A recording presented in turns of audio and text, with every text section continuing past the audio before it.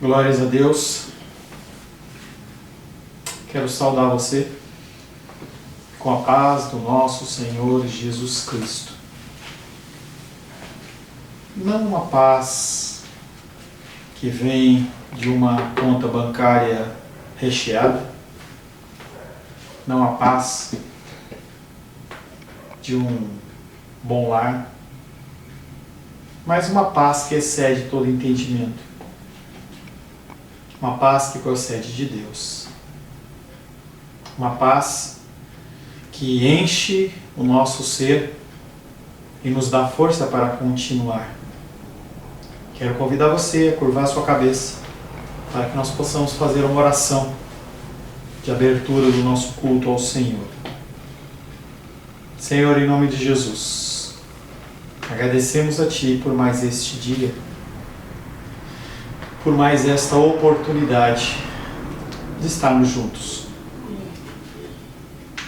Ao redor do mundo as pessoas, Pai, procuram tantas satisfações e tantos prazeres. E nós, Pai, temos prazer no Senhor. Mesmo que tudo nos seja tirado, nós continuaremos tendo o próprio Deus morando dentro de nós. E nesta noite nós nos reunimos como igreja para celebrar o nome do Senhor. Não há outra motivação, não há outra busca, não há outra necessidade a não ser a Tua presença, Senhor. Que o Teu Espírito Santo possa nos iluminar, possa nos conceder graça, nos dar entendimento. É o que eu oro em nome de Jesus. Amém. Amém. Você que chegou agora, você perdeu o nosso louvor. Não temos vozes afinadas, pelo menos eu não tenho. Não temos o melhor louvor, a melhor adoração. Mas nós temos corações desejosos de adorar ao Senhor. Nosso culto ele começa às 19 horas. Quero convidar você a chegar um pouquinho mais cedo para, junto comigo, desafinarmos na presença do Senhor. Mas quero saudar você com a paz do nosso Senhor Jesus Cristo. Uma paz maravilhosa. Uma paz que vai te sustentar em meio a lutas e dificuldades. O tema do nosso salmo hoje é Salmos 14. Ele fala de algumas coisas que nós vivemos e vai te dar luz em relação à sua vida. Em nosso último encontro, nós estivemos meditando sobre o tema fé e oração. Eu me lembro de um comercial há uns 8 anos atrás, 10 anos atrás, talvez um pouco menos, que apresentava um carro potente e ele andava numa velocidade muito alta em terrenos tortuosos, complicados. E ele fazia curvas e ele não derrapava. E quando ele precisou frear, ele freou. E ele parou certinho. E aí a marca era a Pirelli, falava assim, não há potência, potência é nada sem controle. Talvez você lembre-se desse comercial. Eu estou te falando isso porque fé e oração é algo similar. A oração, ela expressa o que nós acreditamos. E é onde está o nosso coração. A fé, ela afirma os meus passos e os seus passos. Mas em meio às lutas da vida, e elas existem, como nós cantamos nesse hino, as ondas elas querem nos tragar, nos sufocar. Continuamente nós devemos apresentar a Deus as nossas orações e petições, mostrando a Ele a nossa submissão. Quando você ora, você está falando com Deus de algo que você não consegue resolver. Então você ora. Você mostra a dependência. É algo que eu faço vários momentos do dia, mas em especial no domingo, eu oro para que o Espírito de entendimento seja sobre a sua vida. Eu oro para que Deus ele me conceda autoridade para eu falar e você receber a palavra como sendo do próprio Deus. Eu oro para que você abandone as coisas, os trabalhos, as necessidades, as outras coisas que estão fora deste ambiente, deste momento, e você consiga focar nessas coisas. Você esqueça o celular, esqueça as contas. Por um breve momento é apenas você e Deus. Salmo 125:1 é o verso da semana passada que eu trago, que diz que os que confiam no Senhor são como o monte Sião, não se abalam, mas permanecem para sempre. A oração, juntamente com a fé, desenvolve em nós a confiança declarada nas Escrituras. Deus é como os montes ao redor daqueles que confiam nele, que se submetem nele. E tudo isso é um exercício.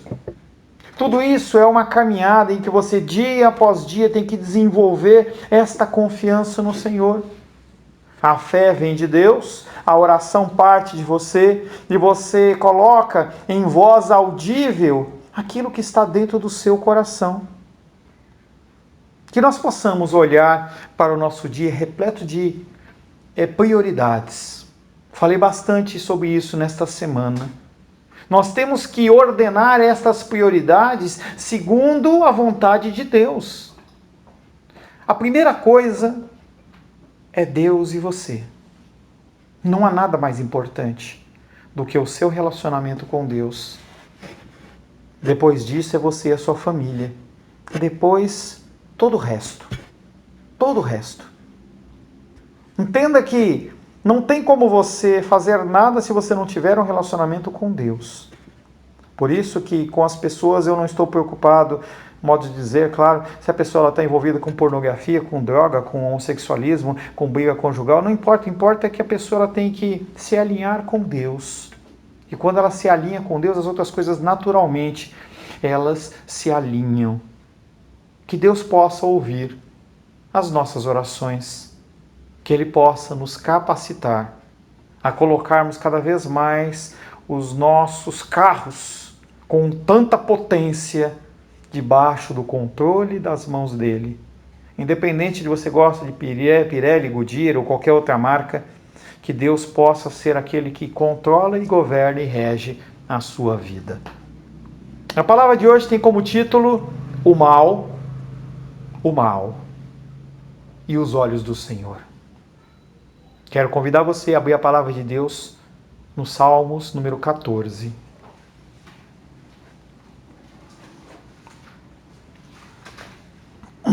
Salmos número 14. São 7 versículos. Nós vamos falar de 4 nesta noite. Ao mestre de canto, Salmo de Davi. Mais um salmo escrito pelo rei Davi. Diz o insensato no teu coração: não há Deus. Corrompem-se e praticam abominação. Já não há quem faça o bem. Do céu olha o Senhor para os filhos dos homens, para ver se há quem entenda, se há quem busque a Deus. Todos se extraviaram e juntamente se corromperam. Não há quem faça o bem. Não há nenhum sequer. Acaso não entendem todos os obreiros da iniquidade que devoram o meu povo, como quem come pão, que não invocam o Senhor? Tomar-se-ão de grande pavor, porque Deus está com a linhagem do justo. Meteis a ridículo o conselho dos humildes, mas o Senhor é o seu refúgio. Tomara de Sião viesse já a salvação de Israel. Quando o Senhor restaurar a sorte do seu povo, então exultará Jacó e Israel se alegrará. Palavra do Senhor. Amém. Senhor, em nome de Jesus, mais uma vez lemos a tua santa e bendita palavra. Estamos reunidos, Pai, para glorificar o teu santo nome, mas também para receber de ti instrução. Precisamos de direção para as nossas vidas. Precisamos, Pai, que o Senhor fale ao nosso coração, para que nós possamos acalmar, para que nós possamos olhar as situações que estão ao nosso redor e possamos contemplar mais a cruz do que os problemas. Precisamos, Pai, que o Senhor nos guie e nos oriente. Eu mais uma vez peço a Ti que o Senhor me dê autoridade, Deus, me dê capacitação. E que tanto eu como os meus irmãos e irmãs possamos receber um recado direto do Teu altar. Oro em nome de Jesus. Amém. O mal. O mal, ele existe. O mal, ele é tão real como a minha Bíblia, como a minha mão. É tão real como as paredes da sua casa. Ele existe. Ele não é uma historinha. Ele pode ser prefigurado como a figura de um Satanás com chifre, tridente. Pode ser colocado como uma densa noite de escuridão. O mal existe. Mas também existe o Senhor. E os olhos do Senhor, eles estão sobre toda a terra. Nada escapa do Senhor. Nossas mentes, elas são limitadas. E nós muitas vezes achamos que Deus, ele perde o controle, que talvez ele esteja cochilando. Como depois de um dia de trabalho em que você senta no seu sofá, coloca as suas pernas para cima e você cochila. Não, Deus não cochila. E nós temos esse Salmos 14, que fala deste mal e fala dos olhos do Senhor. Nós temos um salmo que é muito parecido com esse Salmo 14. Se depois você desejar olhar, você vai perceber que os Salmos 14 e os 53, embora não sejam exatamente idênticos, eles são quase que uma réplica um do outro. A principal diferença se dá em relação a como eles chamam ao Senhor em um e em outro. No Salmos 14 se usa Senhor, que vem de Yahvé. No Salmo 53 se usa Deus, vindo de Elohim. Provavelmente o Salmo 14 ele foi escrito primeiro. E pela sua relevância, pela sua importância, o salmista ele se sentiu inspirado em escrever um novo salmo, Salmo 53, que é praticamente igual ao 14, para talvez ser usado num culto, numa versão alternativa de um culto. O estilo desse Salmo 14 é de literatura sapiencial, ou seja, quando você lê esse Salmo 14, ele traz para você conhecimento. Não é só alento, não é só conforto, mas sabedoria e direção. E é algo que é ilustrado especialmente no livro de Provérbios, que é um livro sapiencial. Lá você consegue tirar, absorver muito conhecimento e muita sabedoria. Esse Salmo 14 ele não está preocupado com um ateísmo intelectual, em que as pessoas elas começam a pensar na figura de Deus de forma científica, mas ele se preocupa muito mais com ações práticas. Você pode se dizer um cristão, mas as suas atitudes mostram que na verdade você é um ateu. E o contrário também é verdadeiro. Muitas pessoas que você reputa como não cristãos, elas são muito mais cristãs que você. As pessoas que são ateus na prática, na verdade eles rejeitam a Deus e rejeitam a sua aliança. O Novo Testamento, ele realça plenamente, muito mais do que o Antigo Testamento, a sabedoria. A sabedoria de Deus através da pessoa de Jesus Cristo. Depois, se você quiser abrir, tem lá 1 Coríntios capítulo 1, versos 23 a 25, que fala dessa sabedoria, que ela é expressa de uma maneira clara perante os olhos dos homens na figura divina de Deus.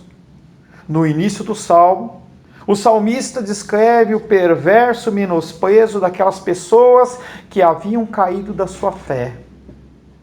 Para imprimir mais peso a sua queixa, porque a oração dele, esse salmo é uma queixa dele a Deus, ele coloca Deus em primeira pessoa. Algo que dá muito mais peso do que se ele mesmo estivesse falando. Mas ele assegura, nos versículos seguintes, que há diferença entre aquele que serve e aquele que não serve a Deus. E que logo Deus irá providenciar o socorro. O primeiro salmo, o primeiro versículo que nós vamos meditar de 4 é Salmos 14, 1, que diz: Diz o insensato no seu coração, não a Deus. Corrompem-se e praticam abominação. Já não há quem faça o bem. Os judeus, quando liam esse versículo, eles tinham a sua interpretação. E eles tinham a opinião de que esse salmo falava que Davi estava profetizando num futuro. Talvez falando de uma invasão como a invasão que houve dos babilônios, sírios, persas e outros. E eles olhavam para essa situação, por esse salmo, e eles entendiam que o Davi estava lamentando pela ação dos estrangeiros na vida deles. Eles transformam o que Davi falou numa condição indicativa pecaminosa do povo estrangeiro. E eles como sofredores. Mas se você olhar o salmo com calma, você vai ver que é bem evidente que o que eles estão tentando fazer é encobrir a desgraça que sobreveio à sua nação. Davi olha e vê que não há um justo sequer. Aqueles homens estão tentando falar assim, não é bem assim. Mas na verdade o que eles estão querendo fazer é jogar a culpa nos gentios. É algo que o ser humano faz isso com excelência. A culpa não é minha, a culpa é dos outros. A perversão não é minha, a perversão é dos outros. Algo que eu e você fazemos com excelência. Nós clamamos por justiça e falamos, Deus, traz justiça. Nós olhamos as notícias e falamos assim, Deus, traz justiça.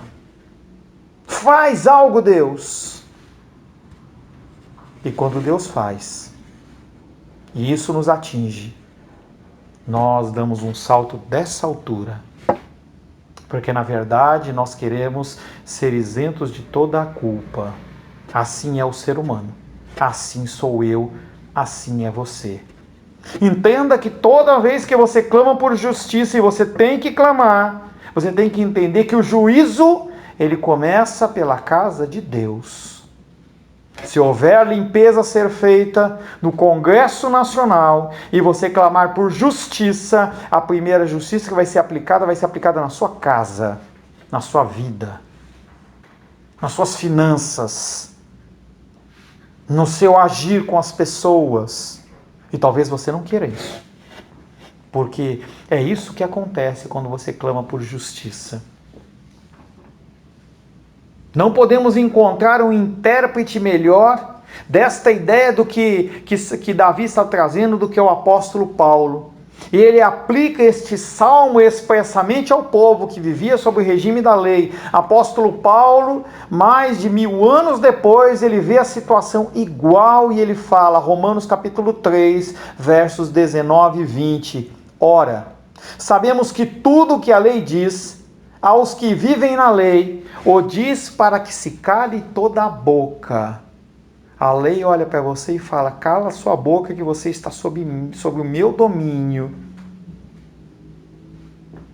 E todo mundo seja culpável perante Deus, visto que ninguém será justificado diante dele por obras da lei, em razão de que pela lei vem o pleno conhecimento do pecado. Talvez você tenha pouca leitura da Bíblia, porque você tem medo de realmente ver quem você é. As pessoas, elas fogem da igreja, elas fogem de ensino, de exortação, porque elas têm medo de serem confrontadas na sua verdade. Nenhum nem dois filmes de julgamento em que eu vi, em que o advogado ele começa a falar com aquele que é o culpado, mas que ele está ali dando a testemunho, ele vai forçando, chega uma hora que a pessoa ela confessa porque ela não aguenta mais segurar. Talvez os seres humanos eles queiram fugir disso. Além disso, ainda que não tivéssemos nenhum testemunho da parte do apóstolo Paulo, a própria estrutura do Salmo claramente revela que o problema que Davi tinha em mente não eram estrangeiros. O problema era algo que havia dentro de Jerusalém. O problema que você tem não é um problema que está nos seus pais. Não é um problema que está na sociedade, no coronavírus, na sua TPM, no seu problema qualquer que seja, mas está em você. Porque os problemas eles fazem com que o seu coração seja exposto. Aquela pessoa que antes era calma, ela explode. Aquela pessoa que antes era reputada como uma pessoa sensata, ela se torna insensata. E é isso que nós vimos no mundo de hoje. Pessoas insensatas. Pessoas que não olham para Deus para buscar dele a direção, mas quando tem o erro, quando o barco deles bate nas pedras, eles prontamente vão a Deus. E é isso que tem que ir. E é isso que tem que ser feito.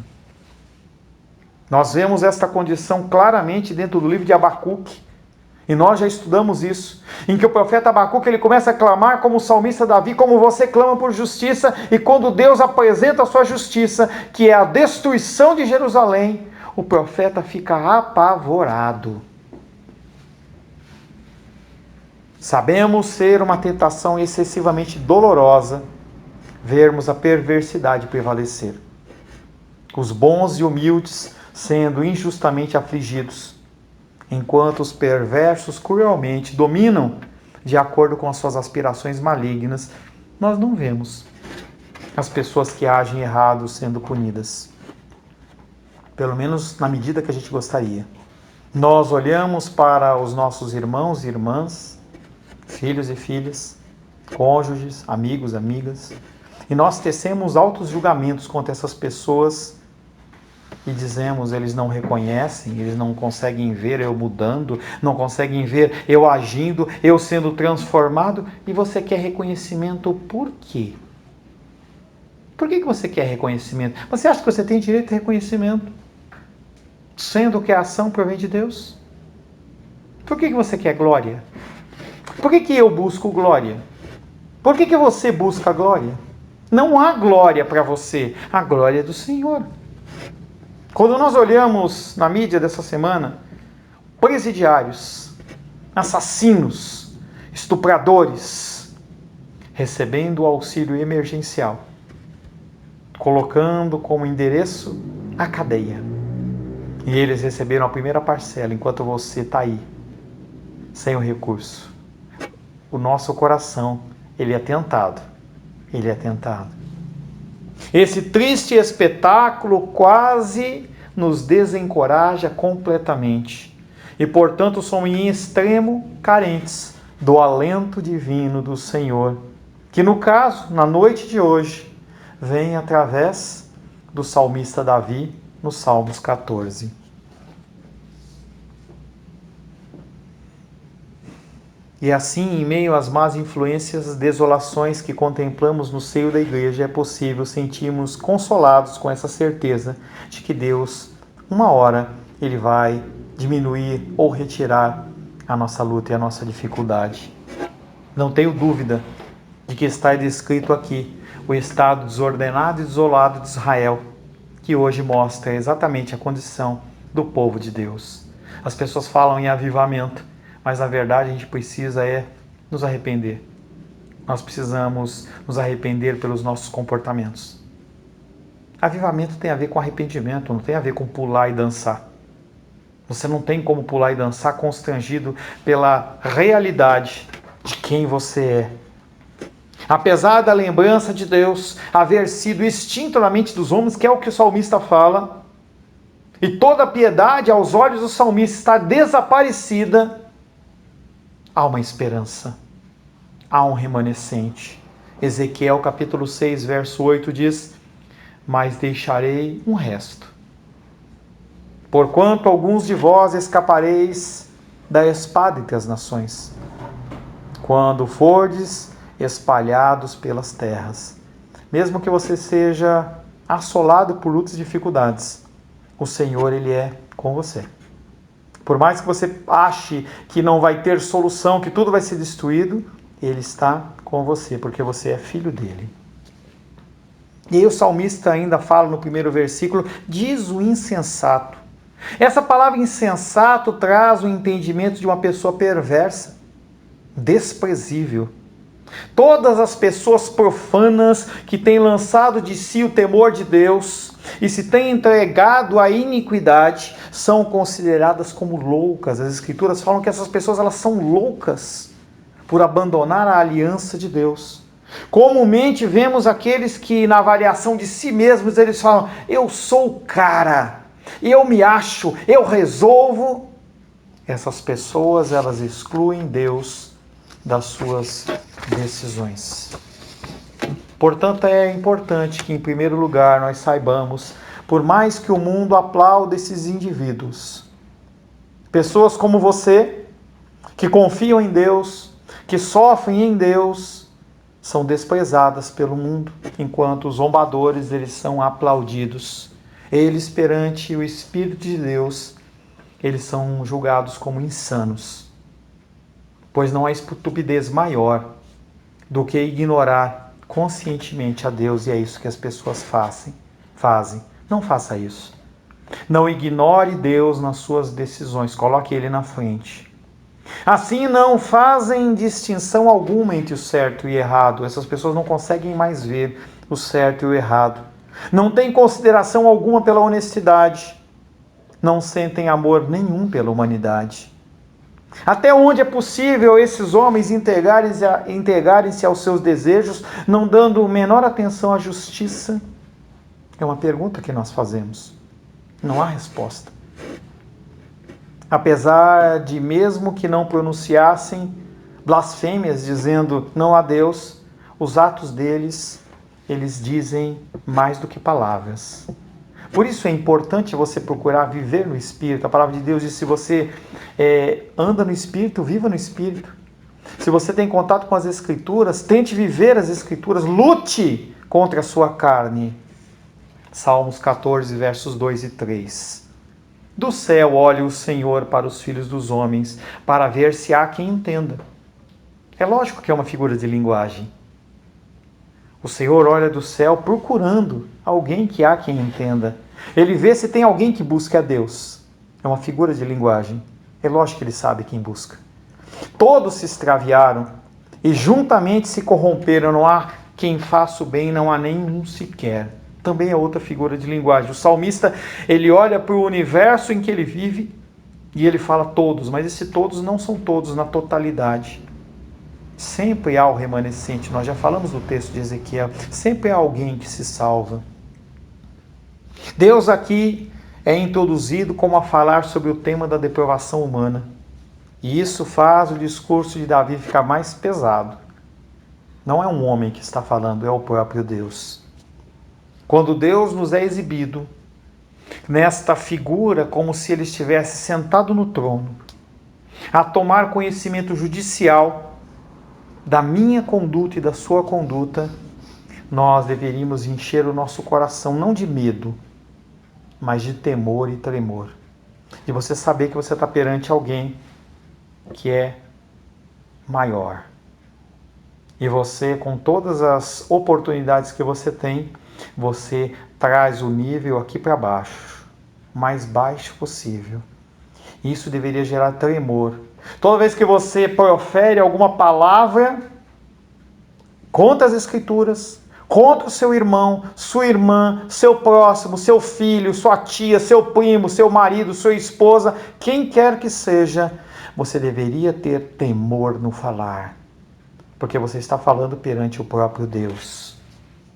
Filipenses capítulo 2, verso 12 diz: assim, pois, amados meus, como sempre obedecestes, não só na minha presença, porém muito mais agora na minha ausência, desenvolvei a vossa salvação com muito temor e tremor. Você recebeu um presente. Cuide desse presente. Compartilhe esse presente. Cuide dele. O problema é que o efeito do pecado, quanto mais você se entrega aos desejos do seu coração, faz com que você paulatinamente tenha o seu coração endurecido.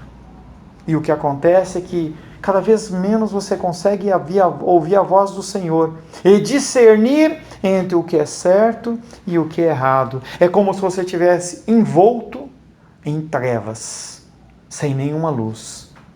Davi aqui nos ensina que os ímpios nada lucram.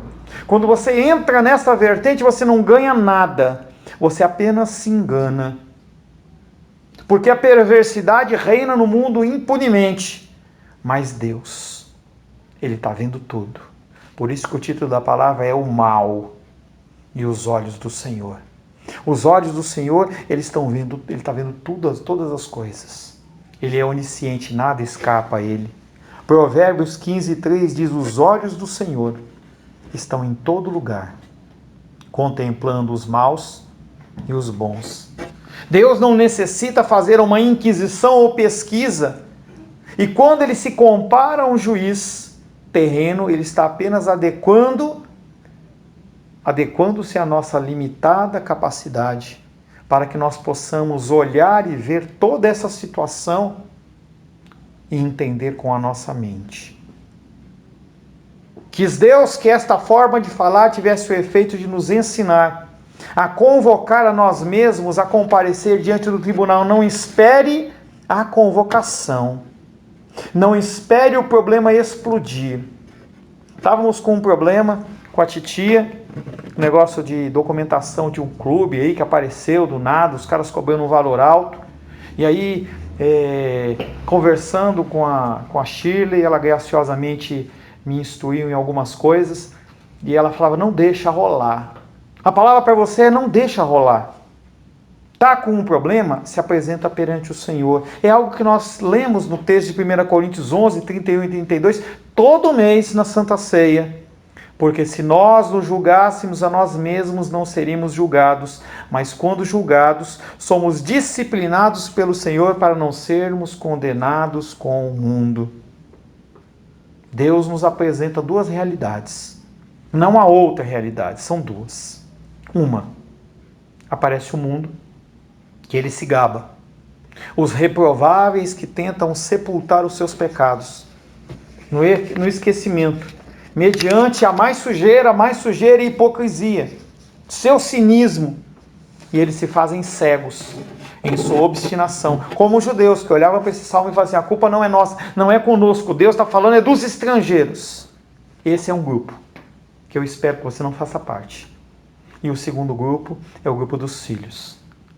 Os filhos, eles serão levados a desfazer toda e qualquer indiferença e estupidez.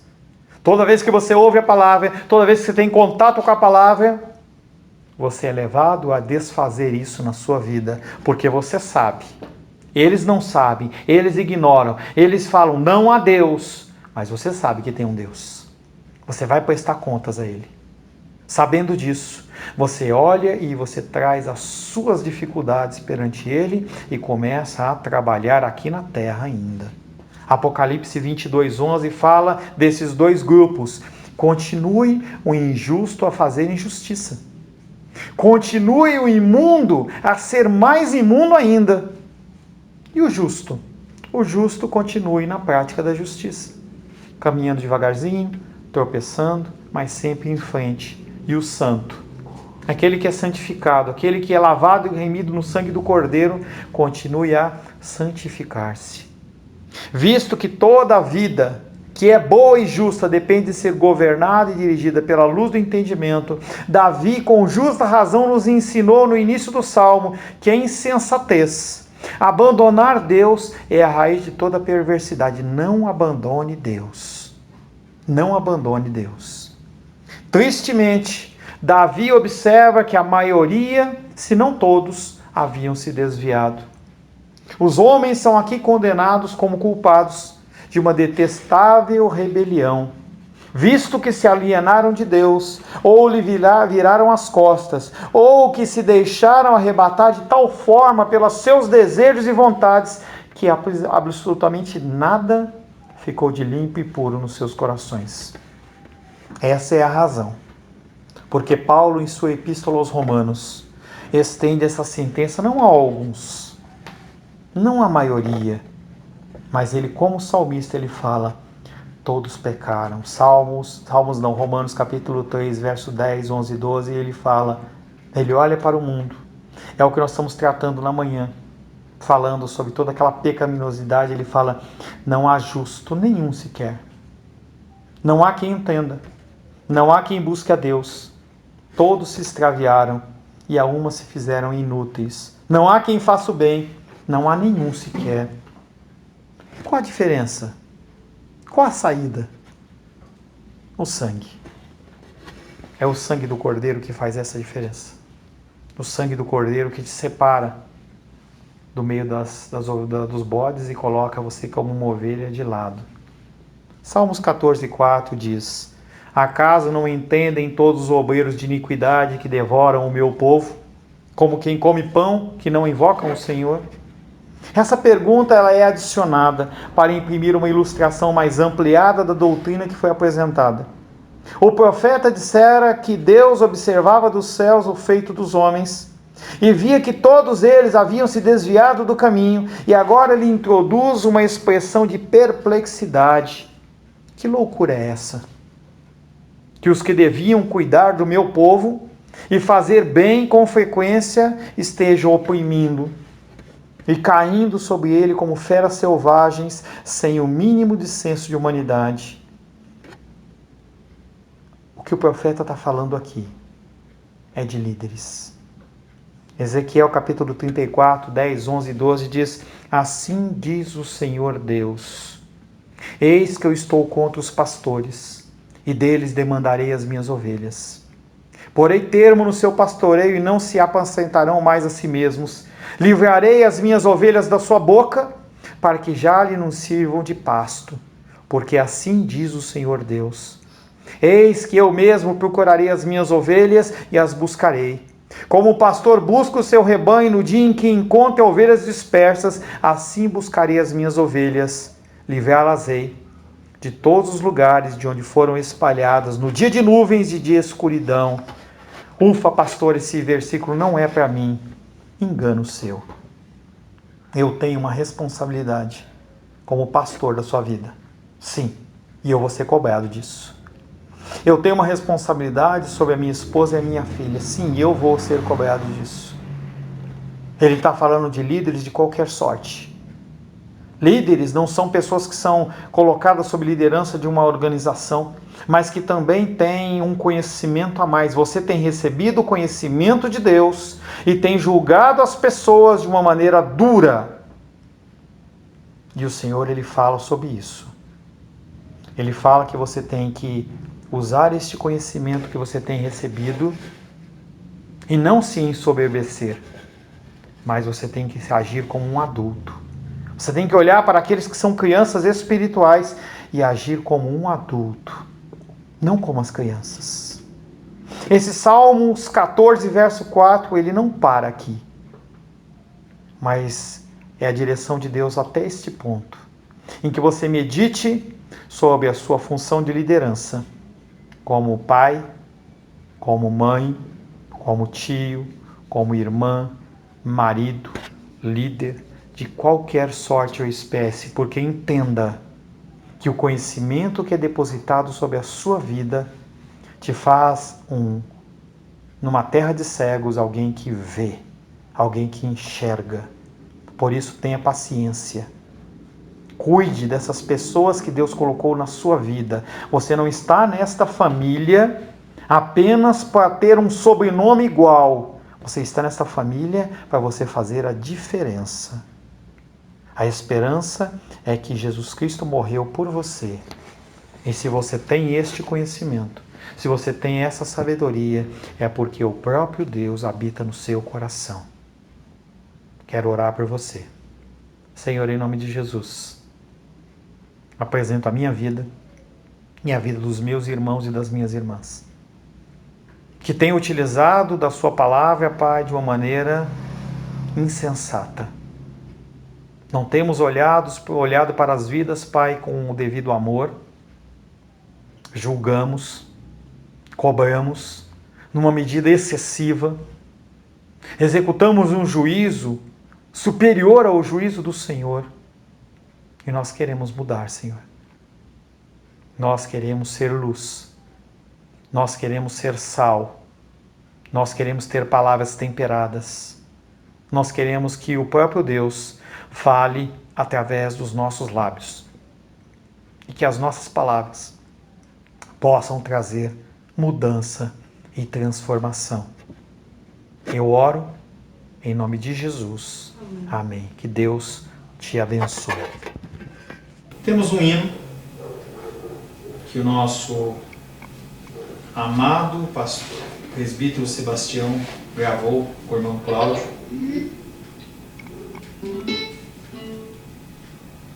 E nós vamos receber esse hino. Quero que você não necessariamente cante junto, mas que você lembre a figura do nosso querido irmão Cláudio, que fez 90 anos de idade. O Senhor tem nos dado esse privilégio de conviver com ele. Que não desce esse barulhinho, não? Está procurando. Não entrou ainda? Não, peraí, achei que já estava conectado. Não está conectado. Vamos conectar. Agora está.